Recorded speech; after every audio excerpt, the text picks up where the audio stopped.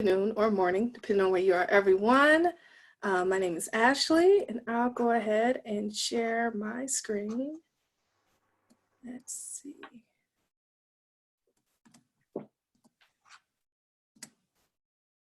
All right, can everybody see my PowerPoint? I'm gonna make sure I have the chat open. If you can see it, go ahead and type in the chat. Oh, we got one yes, perfect.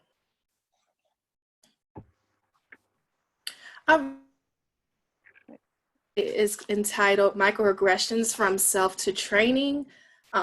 This is a presentation that is strictly for education purposes, just on my take of this topic, but my goal for today's session is that we're able to learn from each other and grow.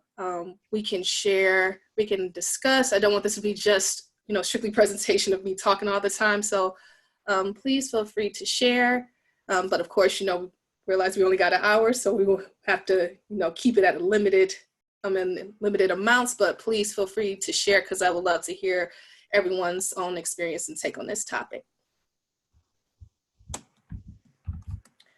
So first, I'll start with myself. Again, my name is Ashlee Abraham. I graduated from the ESD Global Level 1 training about 2 or 3, I believe that was 2017 in New York. It was a interesting experience.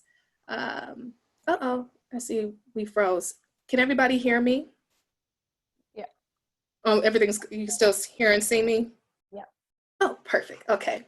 So like I was saying, I graduated from the first level 1 training back in 2017, I believe. It was an amazing experience to meet other individuals in the ESD community from across the world.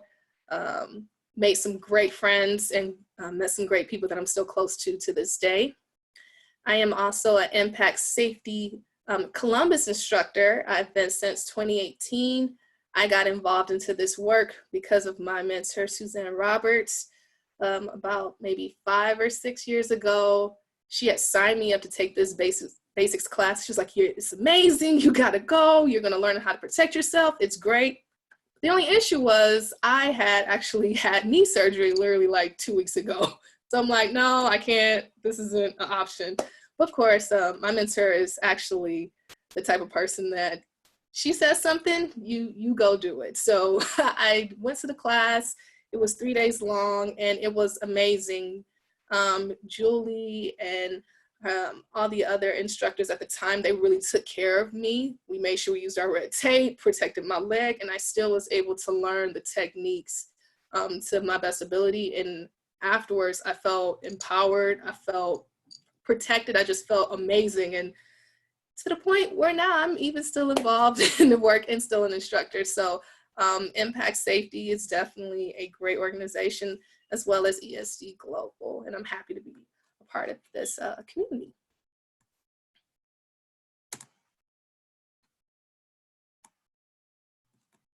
As soon as my thing wants to, there we go. So here's a few housekeeping rules. Please, everyone, like she said in the beginning, let's keep our mics muted. If you do have any questions, please feel free to use the chat or raise your hand. And also don't forget to breathe, because sometimes this is a conversation that can be a little hard. We can get, kind of anxious about it or depressed, but I believe as we do feel those feelings or emotions rising up, we can continue to breathe, take a few deep breaths, and that will help us to stay present and engaged.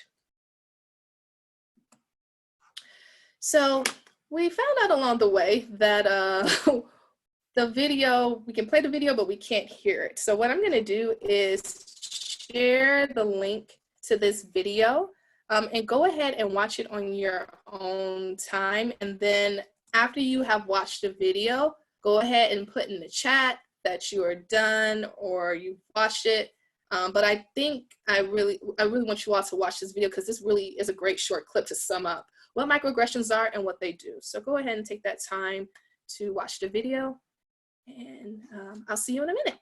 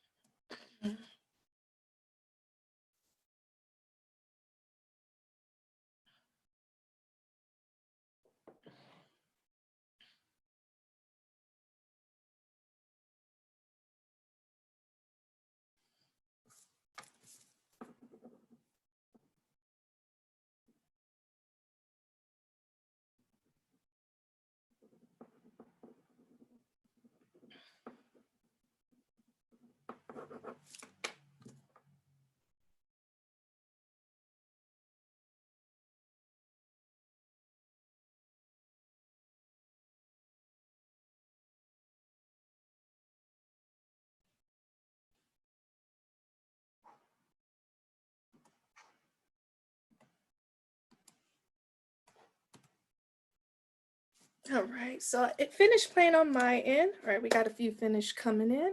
Perfect.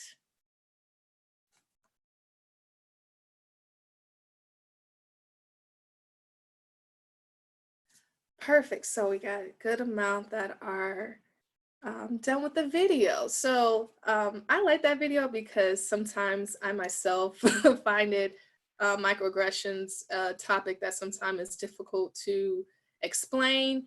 And I think the visual of a mosquito bite is a great visual and a great representation of what they are, because it is those, you know, tiny cuts and bites that occur over time.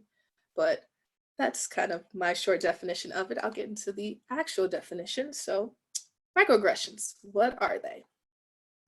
According to Kirwan Institute at The Ohio State University, my alma mater, microaggressions are defined as brief and commonplace daily verbal behavior and environmental indignities, whether intentional or unintentional, that communicate hostile, derogatory, or negative racial slights and insults to a target person or group. So in short, these are those sometimes seen as small, slight statements said to another individual of a minority group that the person may not think of it as something bad. They may think of it as a joke, but in reality, these things are harmful. They cause trauma, and there's something that needs to be addressed in our community today.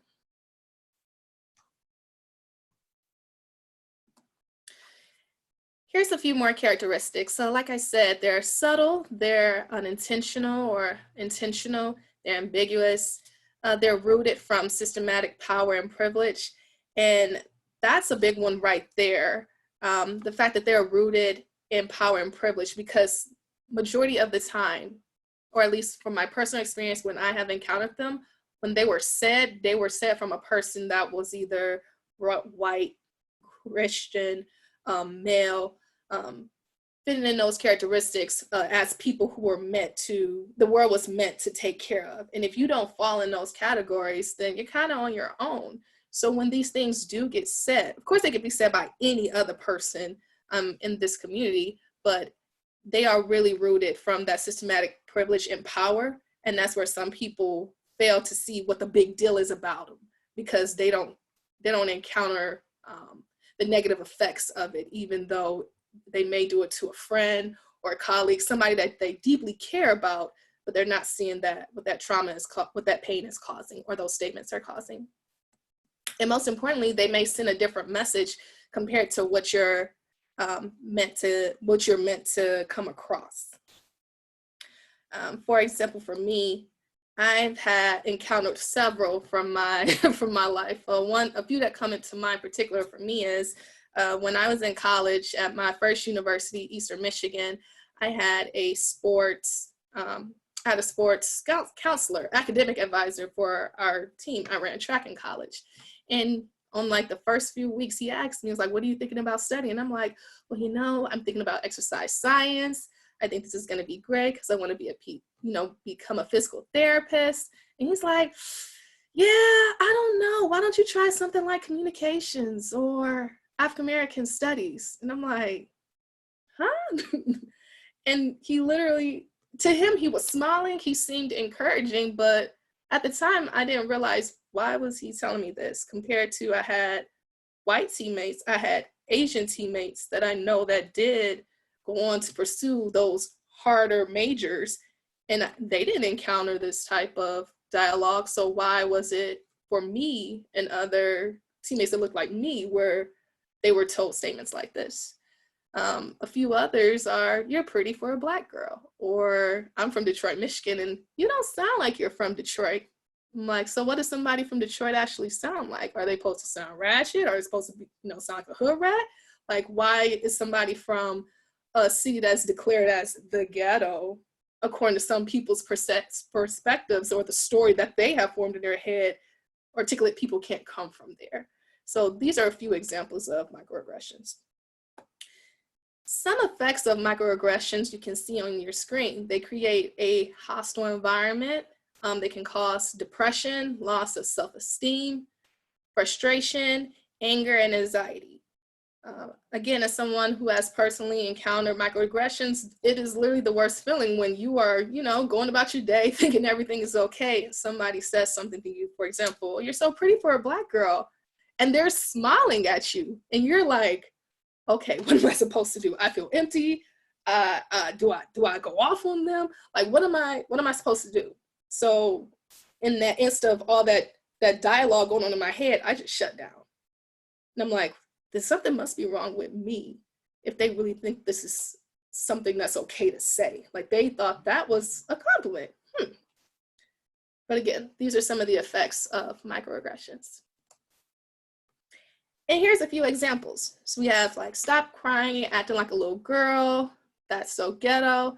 I'm always being called by the name of my coworker, the only Black person at work, which a lot of my friends from high school and college have actually encountered, where it's like, "Oh, that's Keisha. Her name's Michelle. Why are you calling her Keisha? Because she's Black?" And you don't see anything wrong with that, or there's nobody in the environment to address that. Again, just here providing examples to build awareness, because these are everyday things that happen like right underneath our eye that we often don't have that awareness to catch on, but hopefully we can start to have that awareness so that we can catch on to these things. Again, here's another example. Also, the next few, I wanted to just inform everyone, the next few examples we will see came from the University of Minnesota. So if you look up microaggressions in the University of Minnesota, that's another great resource if you're looking to dive in further later. So a microaggression: "Where are you from? You speak good English." And then the message that's being sent is, "You are not American, you are a foreigner," or "You don't belong here."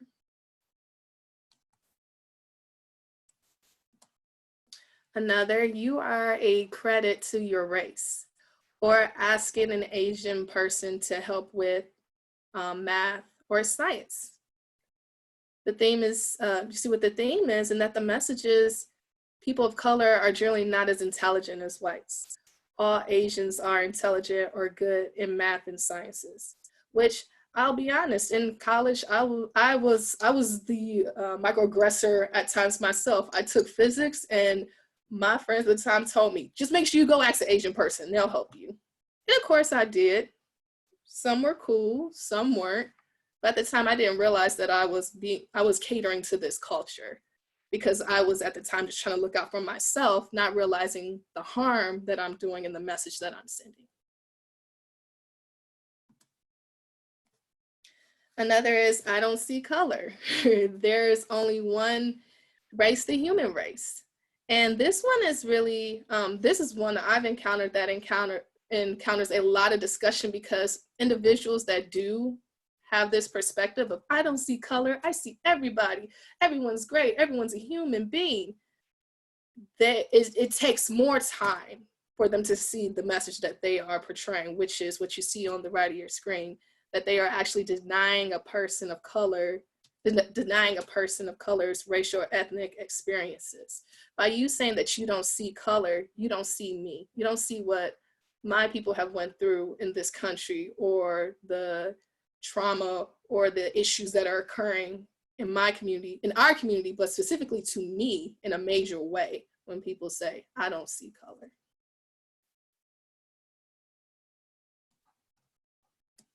Yes, Tasha, I hate when people say that as well.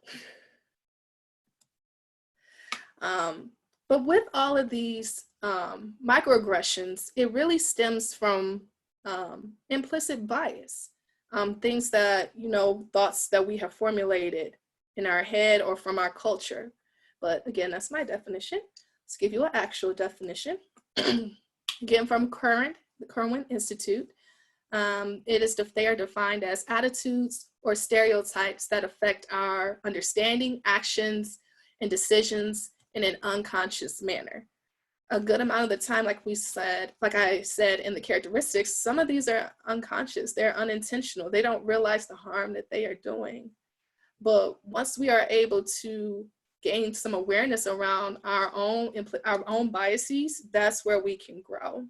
That's where we can learn when we're about to say a microaggression and how we can shut it down, or at least have a dialogue once it has been said.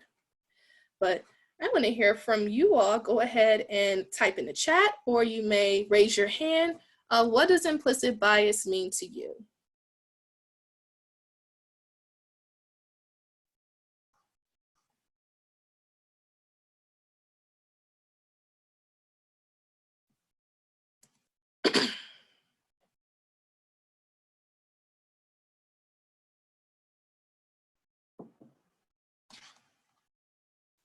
I just want to make sure. Let's see.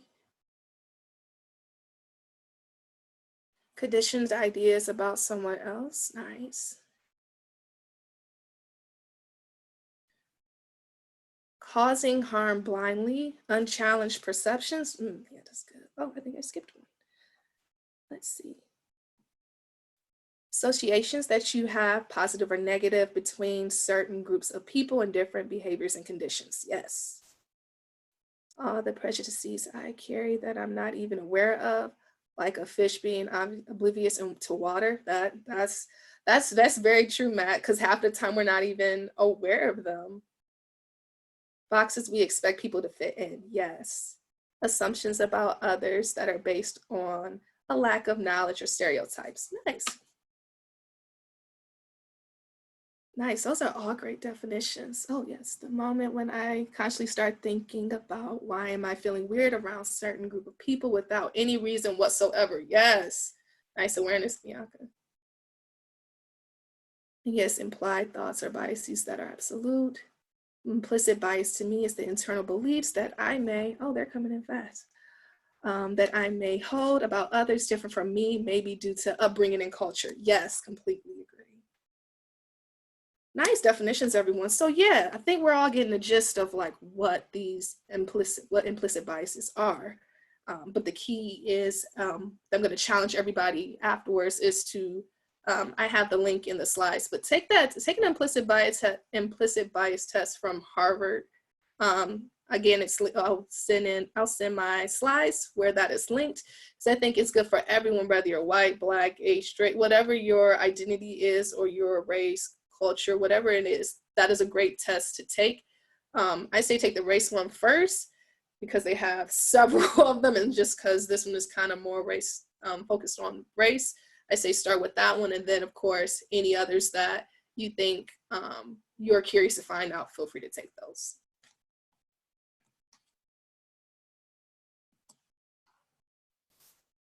So while we are learning about our own implicit biases, here's a few things to remember about implicit bias as well as microaggressions, that they are everywhere. Everyone has encountered them to some degree. Like I said, I am an African-American female.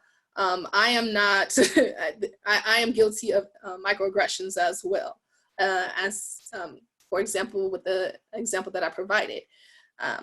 But the issue is that although they do occur to everyone, there are specific groups in our society that encounter them way more often than usual. Also remember that they may not align with our declared beliefs. They are malleable.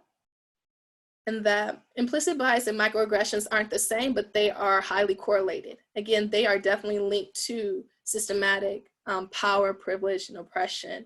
And again, the Kerwin Institute, as well as the University of Minnesota, has more information if you want to dig a little bit further deeper to that correlation. Oh yes, Des, the Harvard test is enlightening.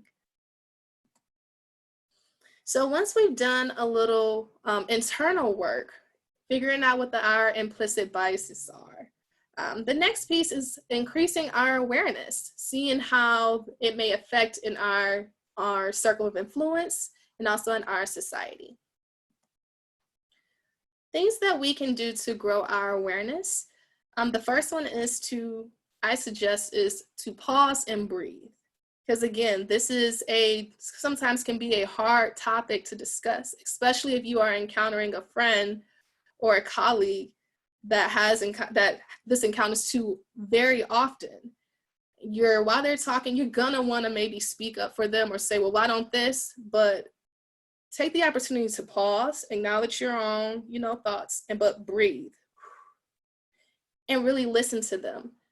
Because when somebody says that something is off, a good amount of the time, we're like, oh no, maybe they just thought this, or maybe just they didn't, it wasn't that bad. You're denying that person. You're saying what that person felt. You're denying what that person was feeling, saying that it was invalid or not true, when indeed, whatever happened to them, their reaction, their feelings were true.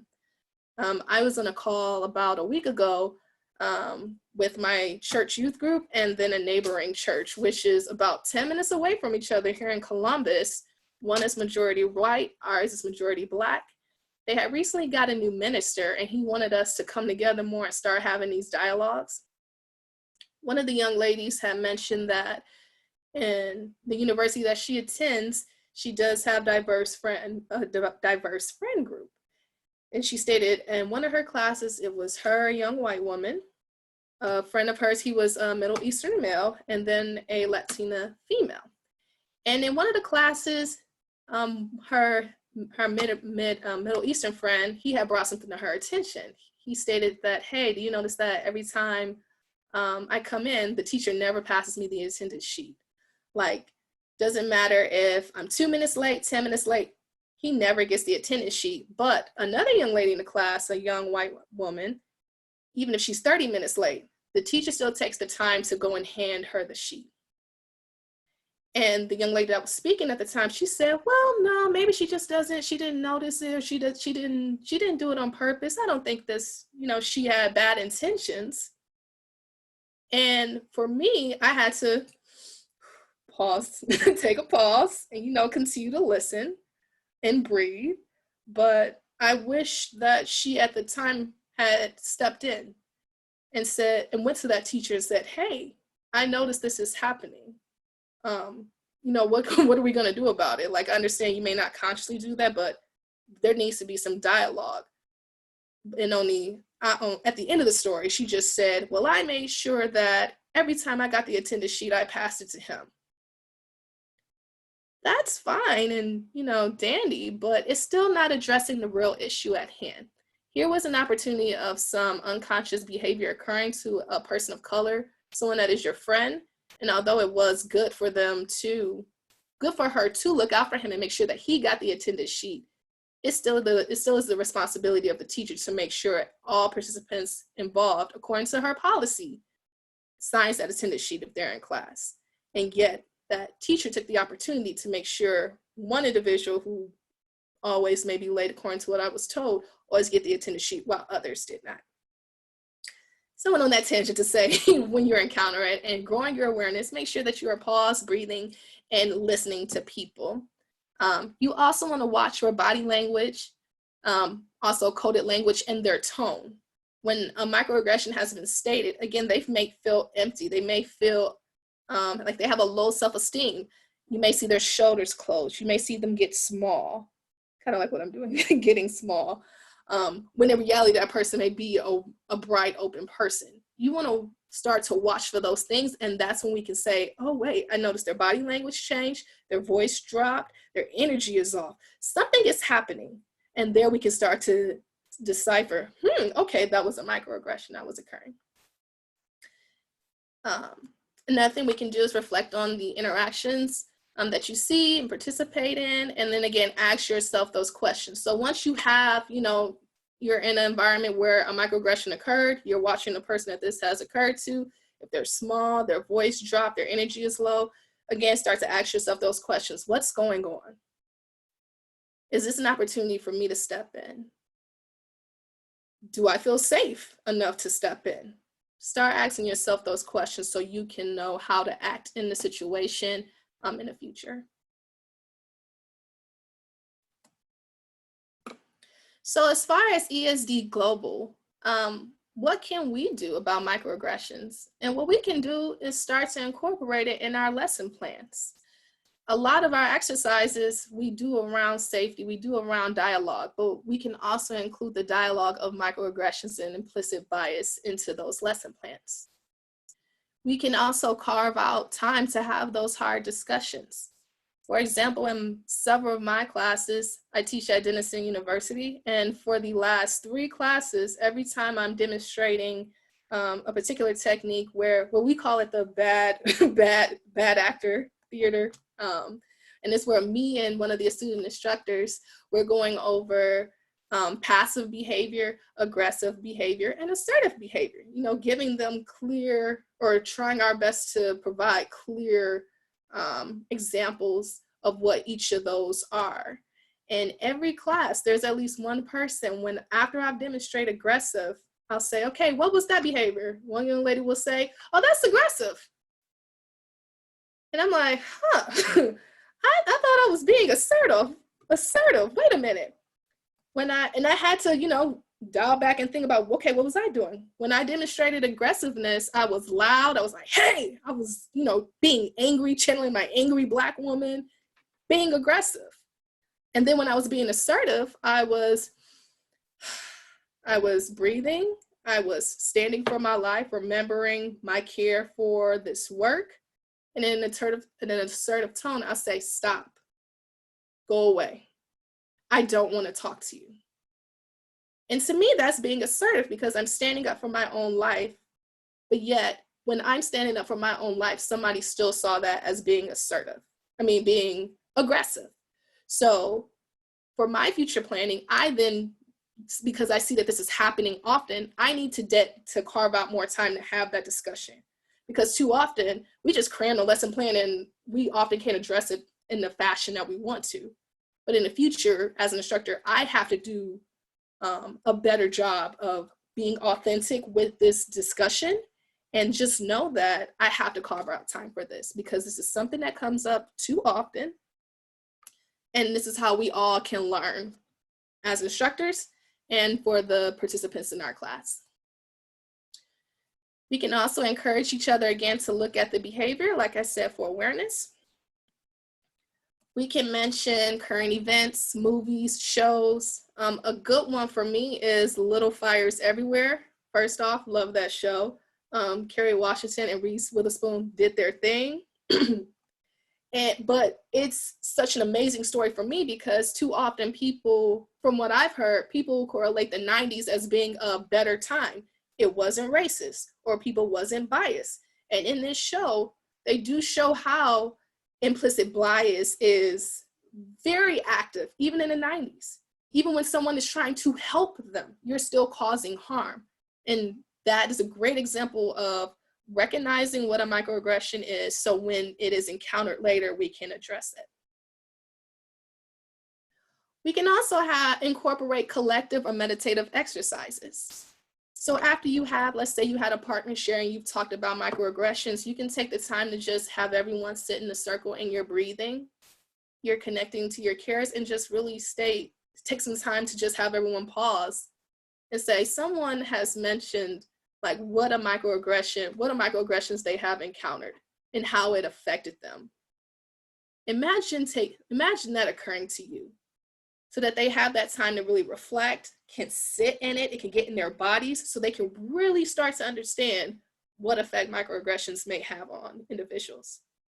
And for some of those, they may not, and for some participants in the class, they may not feel anything, and that's okay too. The key is just starting to create that awareness, because although they may not feel it at the time, it's still in their body in some capacity, so that they can start to understand what microaggressions are and what to do when they encounter it.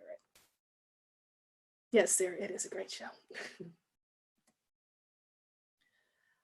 Some activities that we can do that we already, some activities that we can incorporate, we already do it, is the 4Ds, the bystander intervention. I believe Ms. Claire Porter, she did a webinar, I think last month, on bystander intervention, and microaggressions and implicit bias can definitely be incorporated into that discussion, following the 4Ds and seeing like, what can we do when we do encounter microaggressions. Another one is the magic formula, impact safety Columbus chapter. We use this a lot in our classes, especially when we're converting, we're discussing how to handle a verbal engagement. It is, I feel when you, please stop. So first is I feel. You're stating you're stating how you're feeling with the behavior.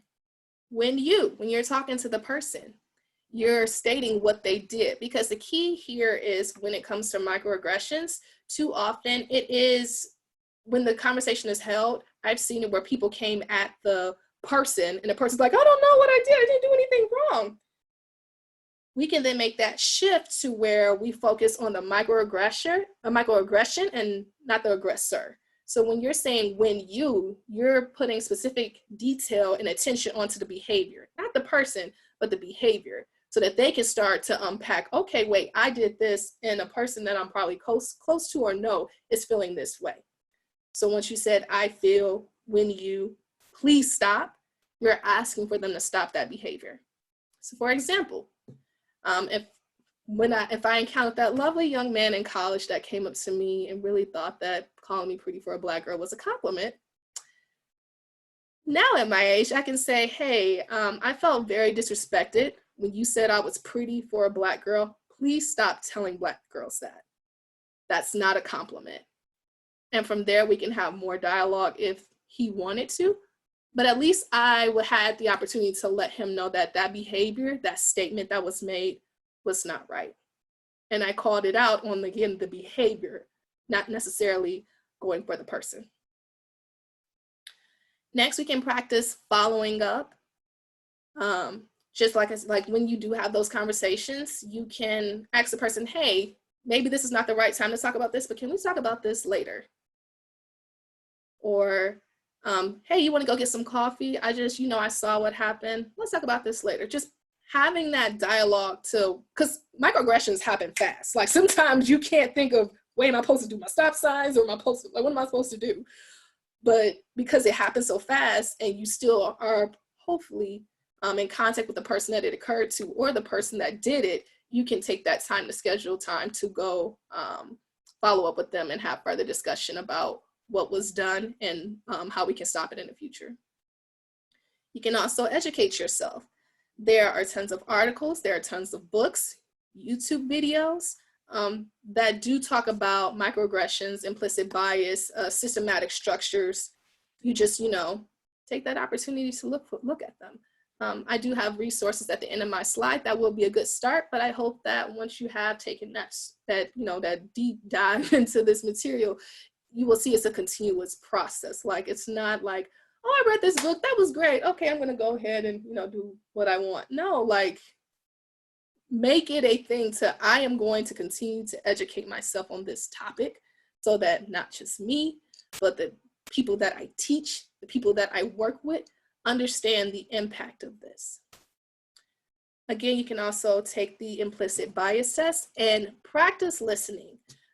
This we do in our classes naturally when we start off our sessions in a group circle, and we'll ask a question like, if we're specifically talking about ally practice or introducing ally practice, we'll ask the question, when was a time where you wish somebody would have been an ally for you?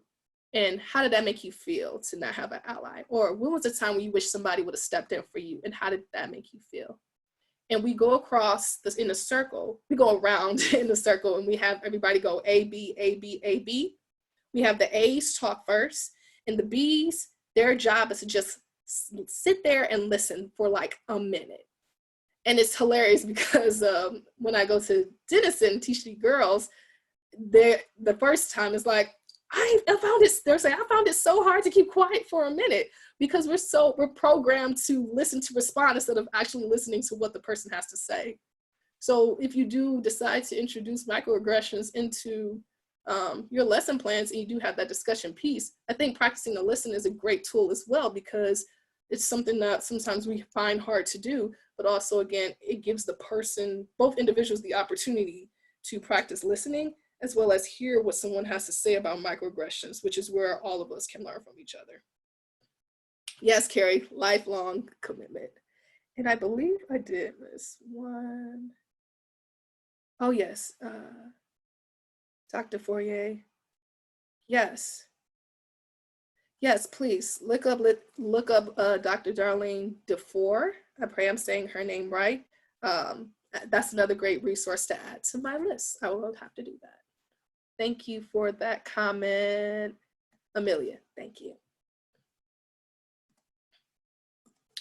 So now that we've talked about microaggressions, we've talked about implicit bias, increasing our awareness, and a few activities and ways that we can incorporate them into our lesson plans, I want to just also hear from you all. And again, feel free to type in the chat or take the opportunity to raise your hand, because I do want to hear from not everyone, but I do want to hear from you all in regards to this topic. So my first question is, I had mentioned, little fires everywhere, but where have you seen microaggressions in the media? Versus it was, TV shows, movies, in the news. Where have you all seen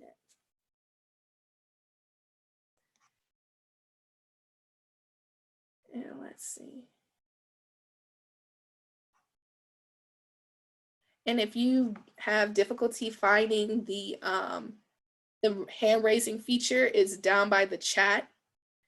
In reactions, you'll see a hand clap or a thumbs up. So you can use anywhere of those. Okay, I see everywhere, but let's give some more specific examples if we can. Yes, please. Because they are literally everywhere. Okay, watching Indiana Jones. Nice. Emmeline, if you don't mind, can you unmute yourself and you share a little bit more on that?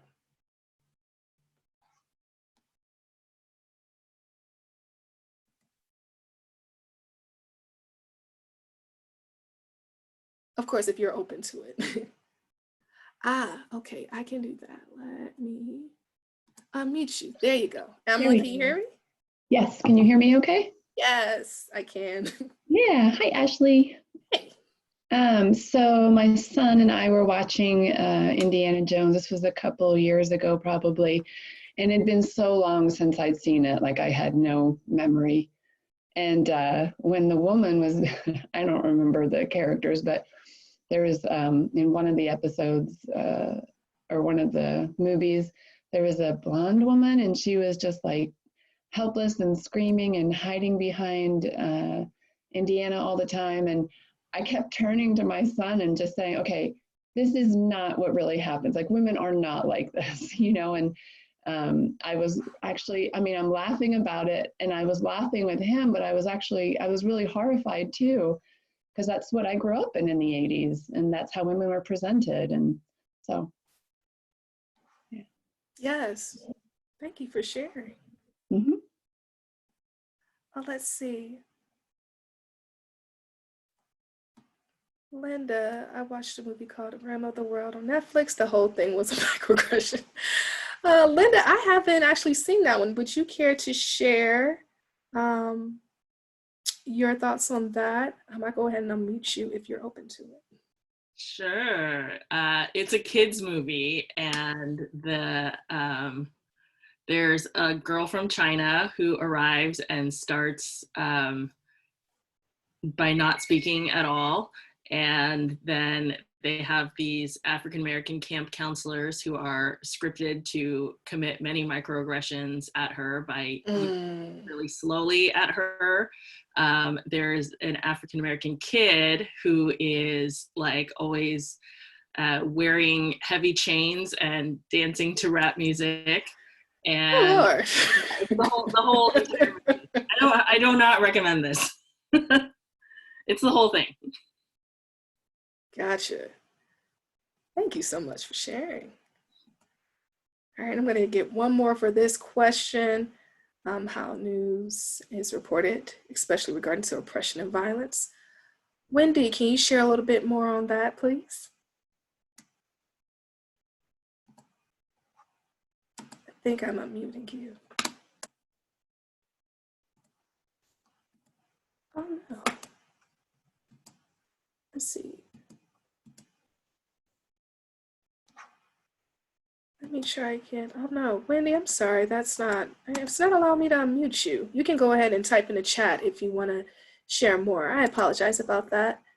Let me see. Kim, can you go ahead? Miss Kim Rivers, hey, can you go ahead and share a little bit? Oops, sorry. Yeah, about what I said about the news. Yes. So I find that I rarely watch the news or listen to the news, but when I do, I notice that they're very specific when they're talking, especially about crime, that they only identify people of color by their color. So they will never say a white guy did this. They'll just say, you know, they'll give the person's name, but often they don't do that with any person of color. They identify them by their race. They often don't use their name. If they do, it comes much later, but they always make that mention of their color of skin, which is really bothersome. It's just, it's painful to listen to, because it's like that's their identifying characteristic or something. So they're just, and I think it just feeds the culture of, you know, who commits crimes or whatever. It just, it's very hard to listen to. So I agree. Yeah, one of the things that I had to do an assignment for in school was they had look at news articles, or at least news clips. News clips. And for every time a person of color committed an act, their mugshot was shown. But let's say it was a white guy that went on to kill his whole family. They have pictures of him where him and the family are on vacation. They're smiling, they're gleaming. It's like, this man just killed his family, and you are showing the best version of him compared to a young African-American male that, of course, not doing a crime he's supposed to. If he stole from a store or they robbed a bank or whatever, immediately a mud shot. It's like, okay, so why can't you get pictures of him where he's spending time with his family compared to what has happened with the other guy who has seen with his family? Deb, I see your hand is raised. I'm going to go ahead and unmute you. You unmuted me too, by the way. Ooh, there you go. Oh, Wendy, actually, you go ahead, because I did call on you before, and then Deb, you are next. Well, for me, one of the most obvious is anytime a person of color or a woman or a black person makes a mistake and they're in a position of power, there's always, see, they can't do the job. But if it's a white man who make all the mistakes, nobody ever says, see, they can't do the job. And I remember, I think it was Bella Abzug, who was, you know, one of the first women and one of the first black women to be in government. And she made a mistake. Everyone makes mistakes. And there was just a furor about how, see, not only women can't do the work, but black women especially can't do the work. And those kind of things where, and it sort of goes on what Kim said, that the color is always part of the equation unless it's white, and the sex, the gender of is always an issue unless it's a man. So white men are not generalized as a group. The rest of us are. We represent our entire group, whereas a man is just a man. Yes, thank you, Wendy, so much. I'm gonna go ahead and try unmuting Deb now. Deb, can you hear us, or can you speak?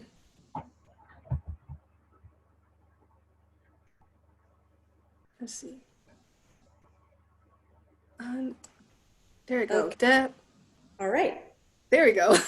Great. I think what came up for me was just this earlier, a couple days ago, in our president's news conference, when there was an Asian American reporter who was questioning him about testing. It was something he really didn't want to address, and in a very you know, the tone, right? When you're saying paying attention to people's body language as well, his tone was automatically referring her to, well, why don't you check with China? And she, to your point about like how do you hold someone else accountable, she kept going, well, why are you asking me that? Why are you asking me? It was a blatant example, I think, that was really sadly not something just from a movie or a television show. It was real. Yes. Thank you, Deb, for And sharing. that's pretty much his entire presidency. That is another webinar within itself, if I start talking about it. Let's go ahead and move on to the next question. What ways can we listen and learn when called out about microaggression? So for those that may have been on the other end that actually was the microaggressor, like what ways can we continue to listen and learn? You can go ahead and provide some responses in the chat or go ahead and raise your hand. And also I'm realizing since we're also going, let's see. Yes, the part about white man really depends. Bianca, I'm gonna go ahead and mute you. And can you add a little bit more about that, please? Oh man, well, I was not expecting that. Hi. Yeah, it was just about the way like how we Central and Eastern European people in general, even though we are white, are treated among other people who live in Western Europe, no matter the color. So like, yeah, that's a thing. Like a lot of like Hungarians or Slovaks, Czechs, Bulgarians, and Romanians, like we are literally treated like trash when Netherlands or Germany. Of course, it's not like with everyone, but I myself experienced a lot of like threats, and my Hungarian housemate, like they wanted to cut off her head and stuff like that. It was kind of weird. Oh, man. It was from people in the Netherlands. Like that was my own experience. Yeah, mostly they were white too, so I didn't like feel it was, I don't know if it's politically correct, but like interracial kind of a deal. Who was mostly because of where I'm from, because their deal is that we go there, take their work, or you know, we women marry their men, you know, just not to work at all. So yeah, it's also like white on white. But of course, like in the United States, you are more diverse when it comes to literally everything. But like here in Slovakia, we are like mostly white, and then we have a huge Roma community. But yeah, it's like we have slight war. But like even as a white person, and like I know I'm aware of my privilege, but like in the Netherlands, you could feel the way that you were treated, even though you were white, and you were privileged too, but like still considered a trash. Discussions with a lot of people.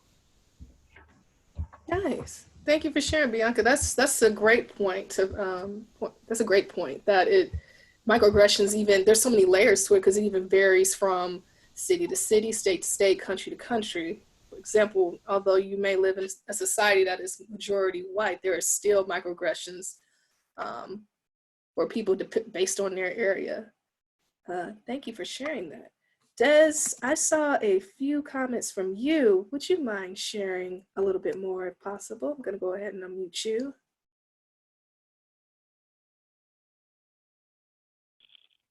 Hi. Hi. Can you hear me? Yes, ma'am. Oh, which comment specifically? I went off on a tear. No, you're fine. If you can just talk a little bit more about try not to get defensive, I think that is a very good point. Yeah. Thing to point out. So when someone is telling you how a statement you made has impacted them, it's not appropriate to immediately jump in and say, well, that's not what I meant. So just take it in, listen to what you've done, and you're gonna feel embarrassed probably, and you're gonna feel the need to defend yourself and say, well, I'm not racist, I'm not sexist, I'm not homophobic, whatever. But instead of what is it called, listening to talk, just listen to listen. Yeah. And then acknowledge what you've done, apologize for it, and do better next time. But there was a comment too that said, don't expect the person who you have impacted to educate you. And I think that's Agreed. really important. You Very need important. to educate yourself, and it is your responsibility. So I'm a Black woman, and I've done it too. I once called an Asian woman the name of another Asian woman. Mm-hmm. And, you know, I was mortified, and I just sat in my feelings about it. I was like, you know, you did that, just own it and feel it, and don't ever do it again. Mm-hmm. Instead of going after her for forgiveness. You know, it wasn't her responsibility to make me feel better about my mistake. I agree. Thank you so much, Jess, for sharing. Thank you. And I think that actually does tie into my last question of how can you hold yourself accountable when you realize you made a microaggression? And that is a great point of like sitting in it and taking in and reflecting what just occurred. And it's not on the end of the other person. It's not the job of the other person to educate you. You do need to take that time to educate yourself. Of course, if the individual is open to educating you and taking that time to follow up, then yeah, go ahead. But ask first. Ask, hey, I'm struggling with this, or hey, I realized I said this microaggression. Can we talk about it? And of course, if the person is open to it, go ahead. What sometimes tend to happen is, oh, I'm so sorry, this happened. So what about this? And what about that? And then I watched 13th, and then I did this, and I read this book, and I did that. And you're overloading the person. Not only did you cause them harm, but then you're overloading them with other stuff too. So when we're trying to hold ourselves accountable, of course, be open to asking people, but to educating ourselves and learning more information about it, but ask those people first and don't overload them with a lot of questions. Do that own work for yourself. And let me see. And I'm sorry, I want to make sure I say your name right. Annette. Talking about when you lived in Taiwan. Could you give a little bit more information about that if you care to share, of course? And if you don't, feel free to decline.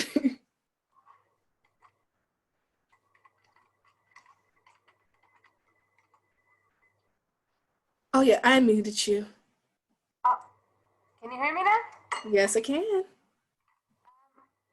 It's just that I'm an Israeli woman, and I lived in Taiwan for 6 years, and they really adore Jewish people there, because they think that Jewish people are very smart and know how to make money. It used to bug me a lot, because first of all, okay, I'm smart, but I have no idea how to make money. Yeah.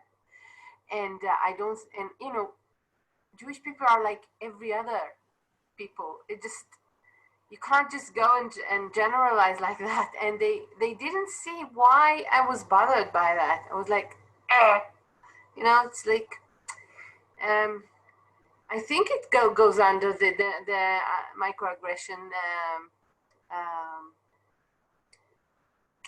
What? Sorry. Is it the microaggression? I mean, yeah. So from my experience, from what I'm hearing you say, that was microaggression. If you're open to it, of course, I would just caution, put some caution out there when using the term reverse racism.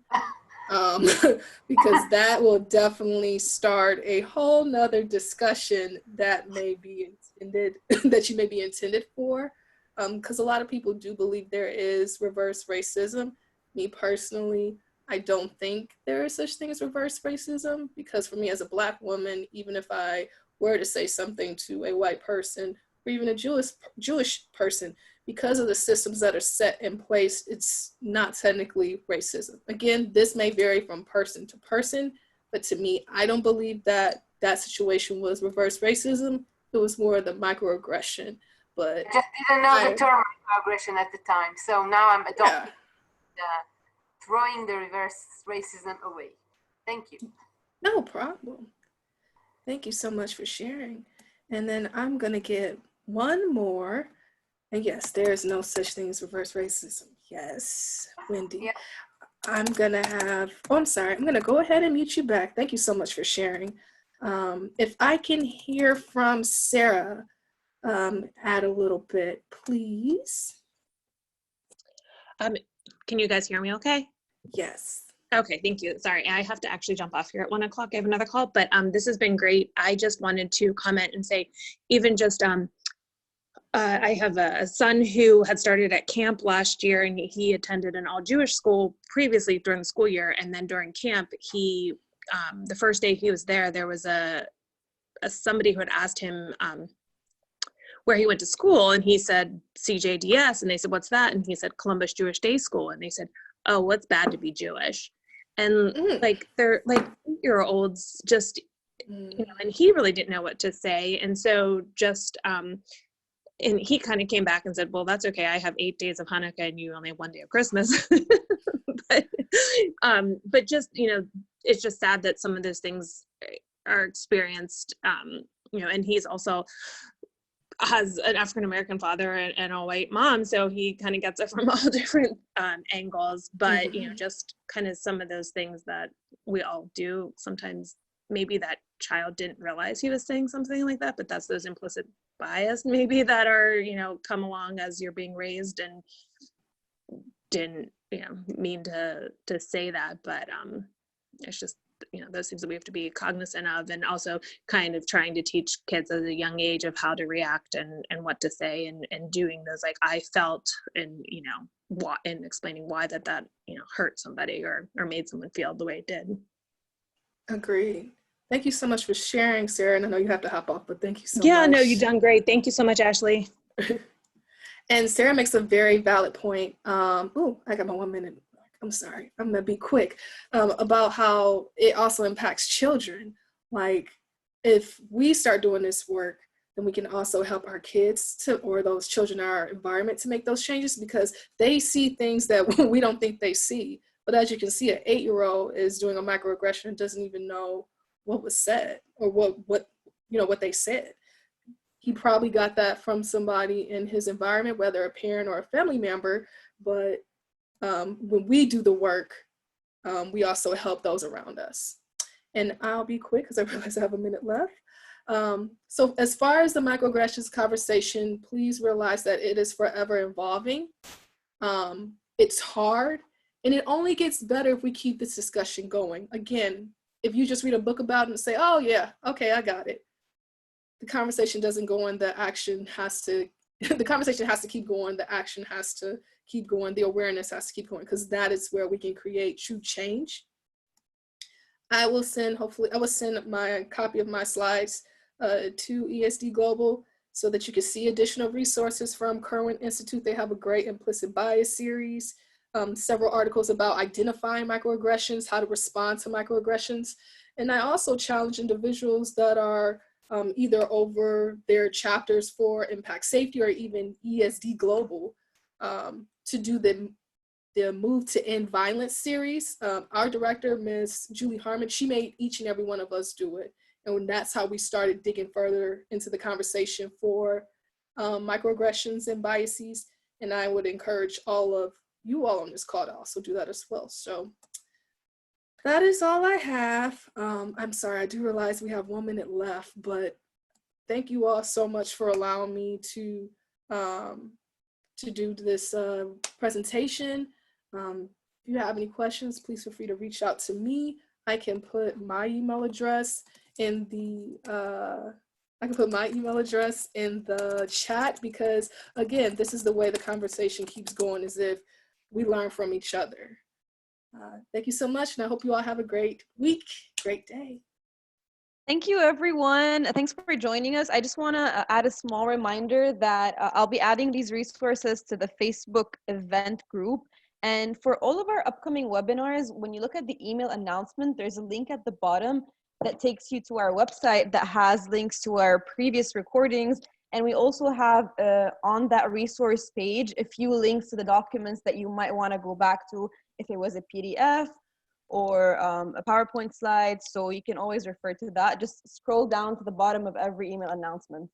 And if you have any questions, just ask us on the group, and we will see you next week. Thank you so much for tuning in. Take care. Bye.